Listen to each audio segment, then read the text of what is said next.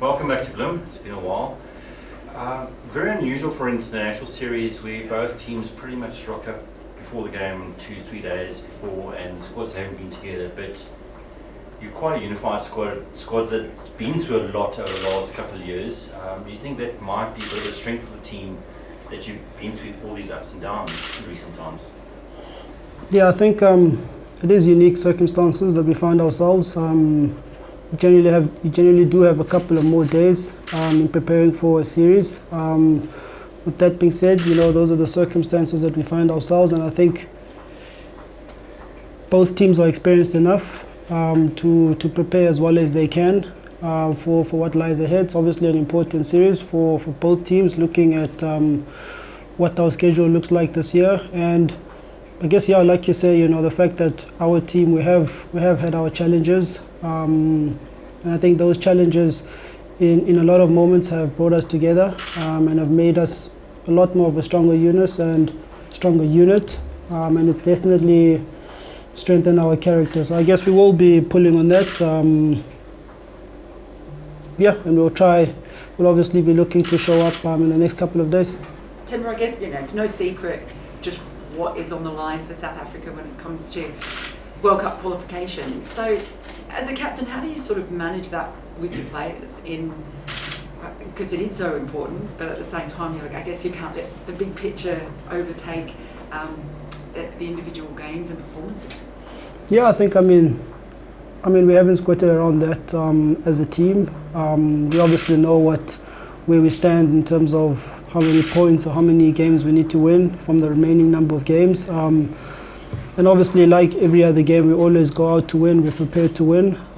But I think we'd like to shift our focus a little bit, going up to the World Cup.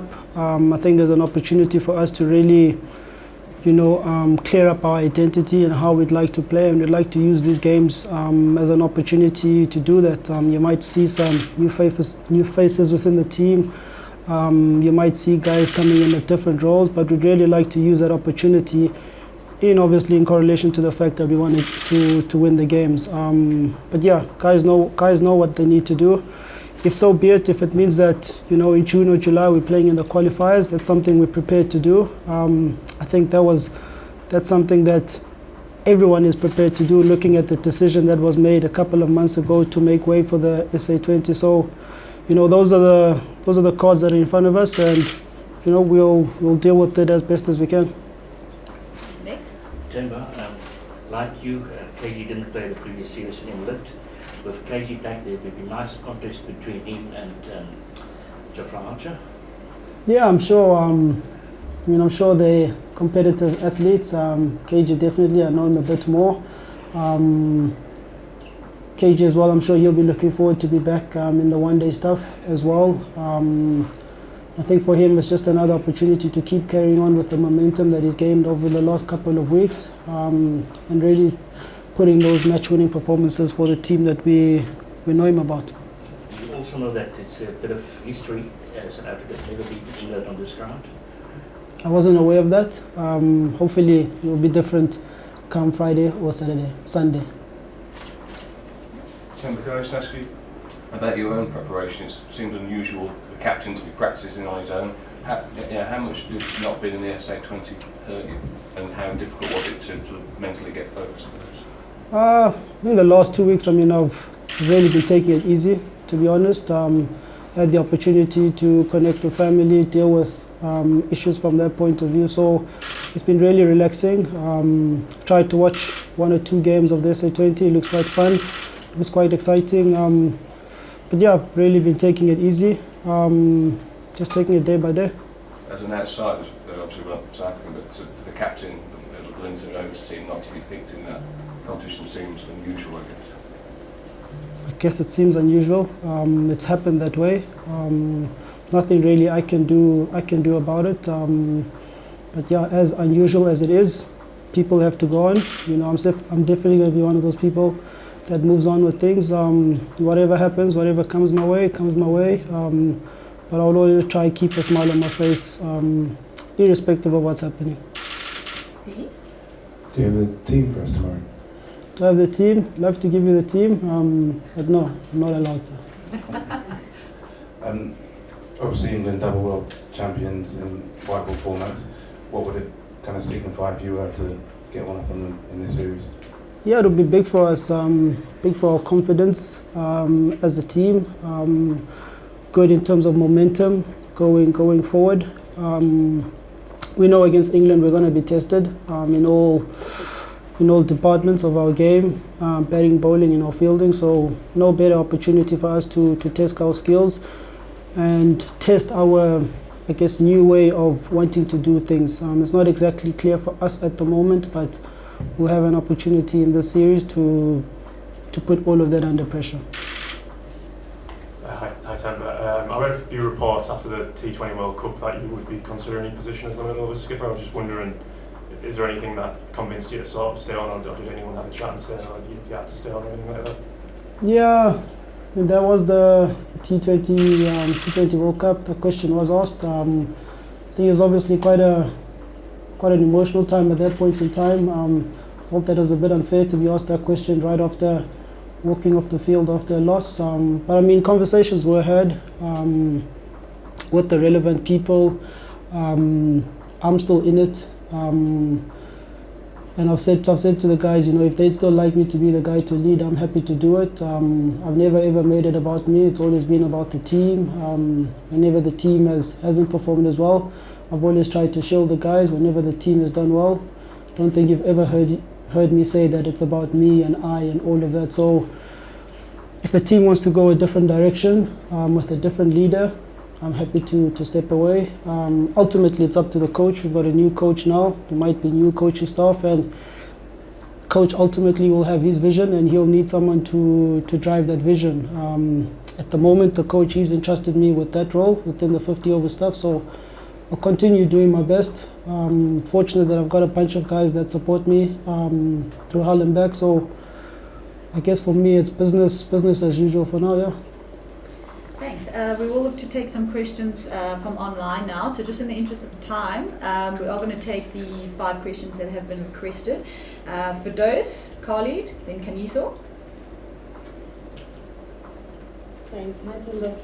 Tim, I'm just wondering if you could tell us a little bit about your relationship with the new coaches and, if you've had much to do with them in the past. And also, I heard you mention that there's a new way of doing things. What do you think will be different under this new regime? I understand this is just an interim coaching situation for the series. Yeah, I think things will kind of unravel themselves as time goes. Like I said, it's very hard for me to kind of articulate it all, but I think it's things that have been spoken about in terms of wanting to be a lot more positive, wanting to be a lot more brave, always looking to take, the option that puts either the bowler or the batter under pressure. And I guess for us, it's just about doing that a lot more, doing it consistently and having the results back that up. But like I said, I think that will reveal itself as the games go by. In terms of the coaches, haven't worked a great deal with Rob, to be honest with you. But I mean, in my interactions with them, the communications that I've held, he seems quite a chilled guy. He definitely has a plan on how he'd like to do things, and that's quite exciting. Looking at where he'd like to take the team. Shukri, I've worked a little bit with Shuks. I think the biggest thing with him is he calls a spade a spade. He doesn't mince his words. But even him, there's quite a lot of similarity between the two in terms of where they'd like to take the team. But yeah, like I said, exciting times. Obviously, I think from a player's point of view, with change can come a bit of uncertainty, a bit of insecurity. But I'm sure the guys will be looking to put their best foot forwards to make sure that they still have both feet on the ship. Thanks, Firdaus. Khalid? Hi, Timba. So Enoch and as well as Shukri have spoken about the bringing in a mental conditioning coach or a sports psychologist into the team. I would like to know from a player's perspective, your perspective and the players, how you feel about that happening. Yeah, look, I would welcome it. I think we used to have that certain somebody within the team a couple of years ago, I think when I first joined.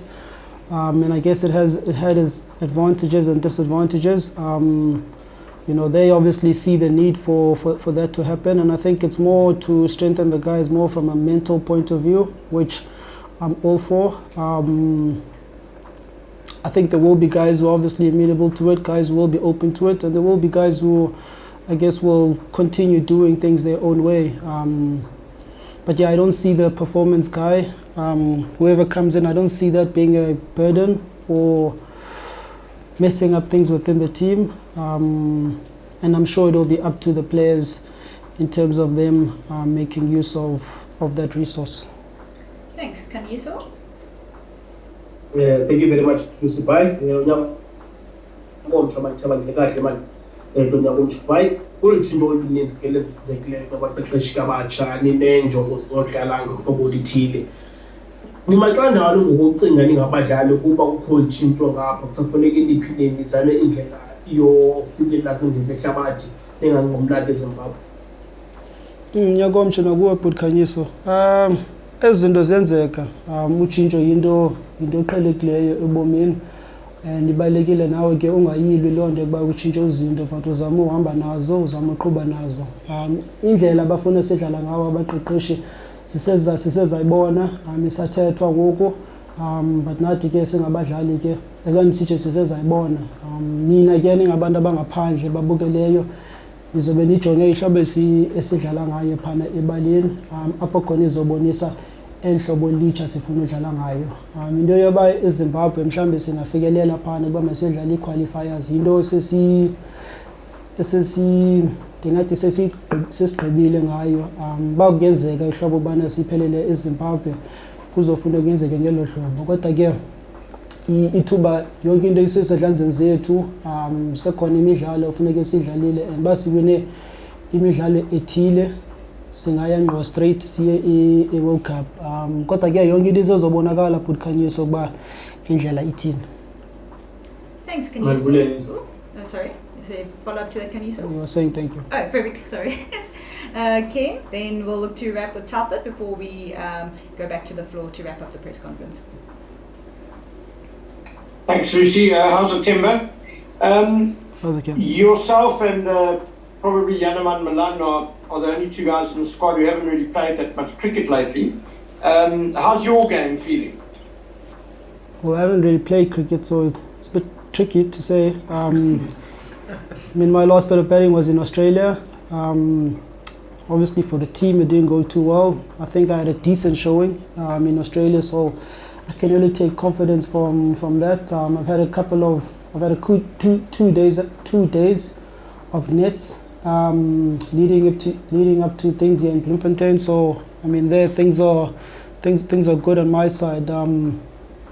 I think, to be honest, Ken, the biggest thing is more from a mental point of view and how I prepare myself for that point of view. From that point of view, that's what I'm really focusing on.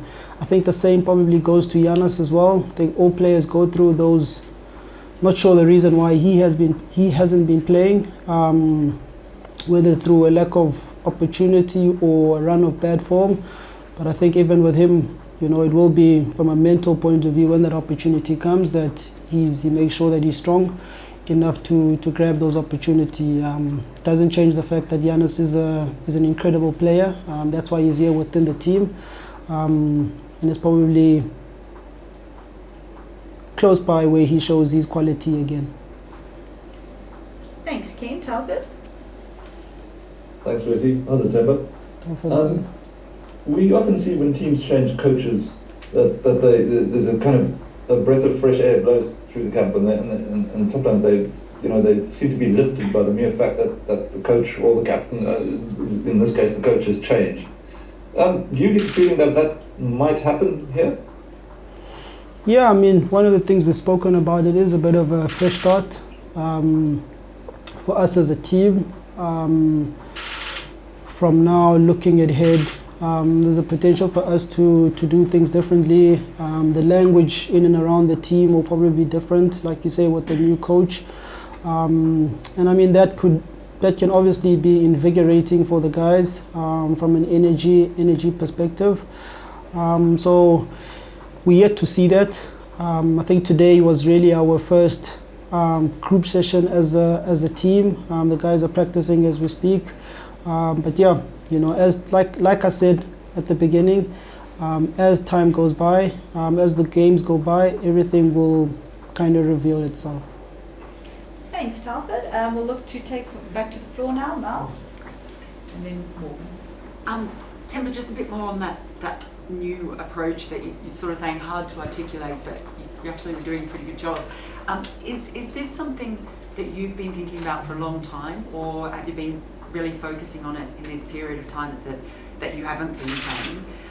Was there anyone that you've spoken to, or is it something that you've really just developed by thinking about it yourself? Yeah, it's just something I've been thinking about, looking at other teams as well, the way they're doing things. I think, but with that being said, with the new way, I think us as a one-day group, you know, we've had good moments, we've had good performances as a team. Our biggest thing is we probably just haven't, not probably, we haven't been consistent enough as a team, and we've been trying to find reasons as to why we haven't been consistent as a 50 over team. In terms of the new way of playing, I think it's more just guys just going out and expressing themselves a bit more, not limiting ourselves too much to a certain structure. I think with the group of players that we've gotten that we've assembled, we're quite comfortable with the guys. The guys understand where they stand within the team, and now it's just a mere fact of them kind of, you know, playing without that monkey off their back, not knowing if they're going to play the next game or not, and really just going out and expressing themselves. And we believe that if all 11 guys do that, you know, we'll be a formidable side. And if I can just follow up, that those phrases you're using actually sound an awful lot like what we've been hearing from England, particularly since Brendan McCullum and Ben Stokes took over. Is that where you've been looking and developing some of that? I think I've been looking at all the teams. Obviously England, I mean, they're probably the pioneers in the game, especially, well, not just white ball cricket, even red ball cricket. And it really seems as if cricket is kind of going in that direction. We've seen in test match cricket, you don't get 5-day tests anymore. And guys are, you know, taking on the game a lot more. And England have obviously done that very well over the last couple of years. You know, we South Africans, we have our way of thinking, we have our way of doing things, but I think there's nothing wrong with us taking a little bit from an England, putting it together and seeing what comes about. But the biggest thing is with the personnel that we have, guys going out and expressing themselves, and if that equates to the South African baseball way of playing, to use a stupid term, then so be it. If it means that we're going to go out there and block the shit out of the ball, then so be it. But it's just more guys going out expressing themselves, and we'll see what comes from it. As we wrap up the press conference. Temba, there's been quite a couple of serious fast bowlers that have come through this ground and Free State Cricket Union over the years. People think of Alan Donald, Vikram Pasong, the likes of, and they've established first-class careers and gone on to approaches.